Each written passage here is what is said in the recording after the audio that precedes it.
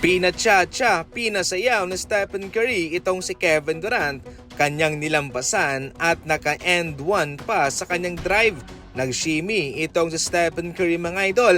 Welcome back sa Golden State Warriors! Matagal din bago nakabalik si Stephen Curry mga idol at eto na nga, dito mo makikita kung gaano siya kamahal ng kanyang mga fans at ng Golden State Warriors Nation.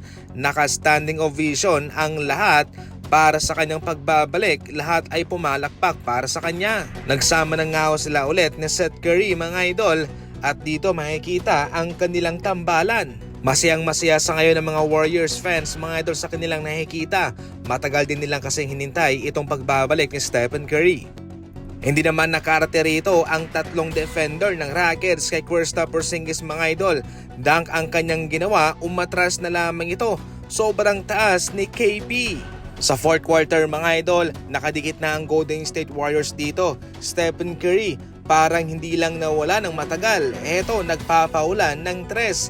Eto pa, lutang ang depensa ng Rockets. Hindi nila binantayan itong si Steph at kaya nagkaroon ng easy basket. Hindi man nanalo ang Golden State Warriors mga idol, pero kitang-kita naman ang kasiyahan sa kanilang mga fans na nakabalik na si Stephen Curry. Hindi pa rin po makapaniwala si Jaylen Brown sa nangyayari ngayon para sa kanilang kupunan. Ayon pa mismo kay Jaylen Brown, hindi pa niya nakakalimutan na mayroong mga Celtics fans ang gustong magtanking sila sa season ito dahil inaasahan nga ho na parang mahihirapan silang makasabay sa pagkatulang Jason Tatum. Pero gayon pa man, iba ang nangyari, nakasabay sila at ngayon kabilang sila sa mga kupunang nasa tuktok. Eto raw talaga mga idol ang patunay na hindi mo talaga makokontrol kung ano ang mangyayari. Iba ang ekspektasyon. Akala mo magtatangking kayo pero hindi pala. Iba ang plano ng Panginoon sa iyong kupunan. Sa huli, ayon pa mismo kay Brown, proud na proud siya sa kanilang grupo. Samantala, inamin na rin mismo ni Giannis sa isang report galing kay Shams mga idol na totoo ang pinag-uusapang trade ng kanyang kupunan na Milwaukee Bucks at ng Knicks patungkol sa kanya.